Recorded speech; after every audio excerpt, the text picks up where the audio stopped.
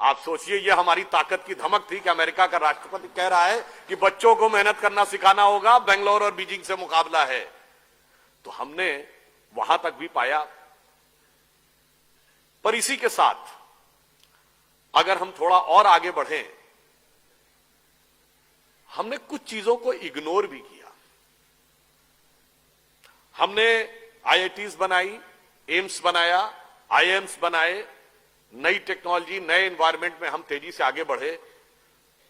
पर there are certain things जो हमारी थी और हमसे खोती चली गई।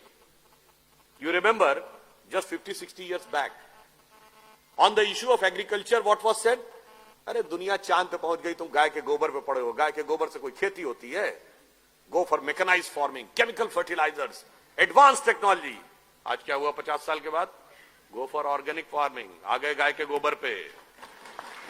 और वो हमारा था, हमारा मजाक उड़ाया था 50 years बैक, जब कहते थे आयुर्वेद की बात, अरे फूल पत्ती खाने से कोई इलाज होता है? B scientific, go for Terramycin, Crocin, Metacin, new medicine. आज क्या कहते हैं? Go for herbal medicine. ये हमसे खो गया या खोते जा रहे हैं। जस्ट 50-60 years बैक जब हम ये कहते थे पेड़ की पूजा करो, पहाड़ की पूजा करो, नदी की रक्षा करो, तो what was said? This is the reminiscence of primitive tribal civilisation. यही एलिगेशन था ना। And now from Rio de Janeiro of 1992 to Copenhagen of 2009 to Paris of 2016, अब आप क्या कह रहे हैं? पेड़ की रक्षा करो, नदी की रक्षा करो, पहाड़ की रक्षा करो, जंगल की रक्षा करो। ये हमारा था और हम उसको छोड़ते चले गए। So that's why I want to say there are certain things जो हमारे पास बहुत कुछ थी और हमने बहुत कुछ खोया। Another example I would like to give. You all remember that just few months back, Xi Jinping was here in India and he was there in Mahabalipuram.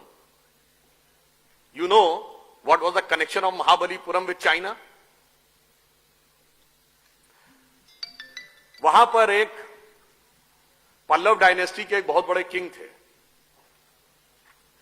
He converted to Buddhism and his name became Bodhidharma. And he went to China.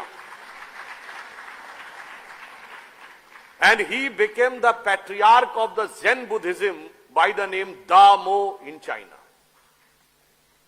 And subsequently 90-95% of the China became follower of Buddhism at one point of time, for which one of the very prominent Chinese thinker, philosopher of 40s and 50s, who she has said that India has culturally dominated and controlled China for more than 2,000 years without sending a single soldier across the border. This was the connection of Mahabalipuram to China. We forgot. One more thing I would like to remind. What was our capability? In the first non-aligned summit, the then President of Indonesia, Ahmad Sukarno, which is the biggest Muslim country in the world, has come to India. When he was returning, the return gift was given by Pandit Nehru. Then he asked for another gift.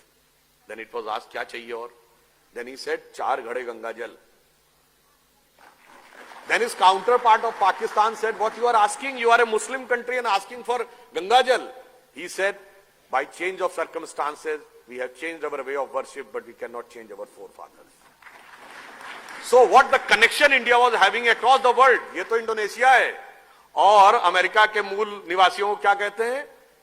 Red Indian, क्योंकि Indian को ही खोजने गए थे वहां। None of the country in the world is having such a vast influence from the far eastern side to far western side. इसलिए मैं कहना चाहता हूं, बहुत हमको पढ़ाया गया unity in diversity, unity in diversity. Diversity तो आप खुद बोलते हैं, यूनिटी का एंगल तो बताइए। आप मुझे किसी से पूछूं यूनिटी का एलिमेंट क्या है? हमें पढ़ाया नहीं जाता कभी। हमें कह दिएगा डाइवर्सिटी सुनो, डाइवर्सिटी सुनो, और diversity has gone to the extent of divisivity on the issue of religion, on the issue of caste, on the issue of language, on the issue of region. Connection कहां है? वो कौन सा point है जो जोड़ता है? मैं आपको बताऊं कौन सा पॉइंट जोड़ता है। जब आप पूजा करने बैठते हैं, हाथ में जल लेते हैं, तो जल लेने के बाद पंडित कौन सा मंत्र बोलता है? गंगे च यमुने च गोदावरी सरस्वती नर्मदे सिंधु कावेरी जलेस्मिन सन्निधिम कुरु। भारत की सारी नदियों का स्मरण हो गया। वो सरस्वती जो लुप्त हो चुकी, वो सिंधु जो हमारे क्षेत्र में नहीं रही, उसके साथ हम भावनात्मक दृष्टि से जुड़ गए। जब आप रामेश्वरम में जाते हैं तो 22 कुओं से स्नान करना पड़ता है, वो सब किसी न किसी तीर्थ के प्रतीक है। और जब आप रामेश्वरम के शिवलिंग के आगे दर्शन करते हैं श्रद्धा से, तो अमरनाथ से आपका संबंध स्वयं जुड़ जाता है, और सोमनाथ से भी जुड़ जाता है, मल्लिकार्जुन से भी जुड़ जाता है।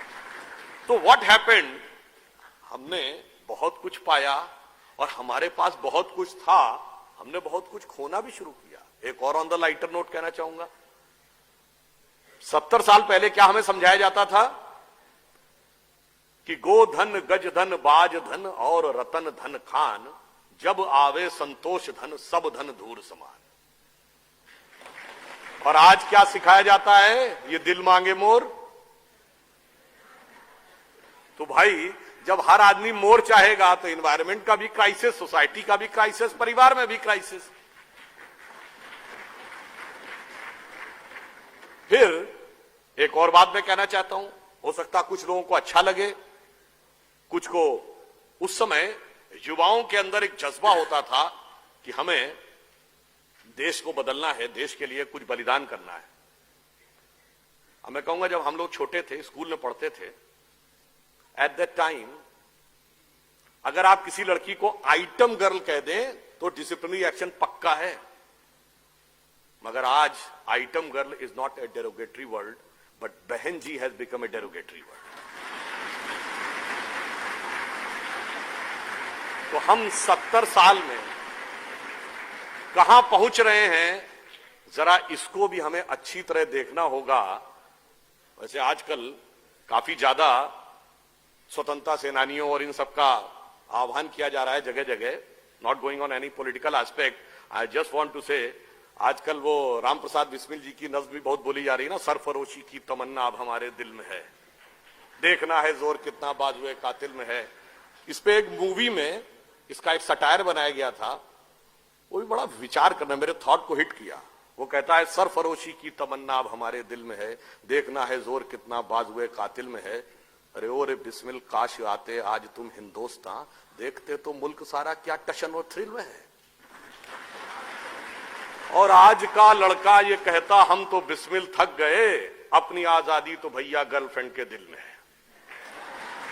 तो आप ये सोचिए कि हम कहां थे, कहां पहुंचे। हमारे पास finally I would like to say, it is said that we are the youngest nation. It is truth but half truth.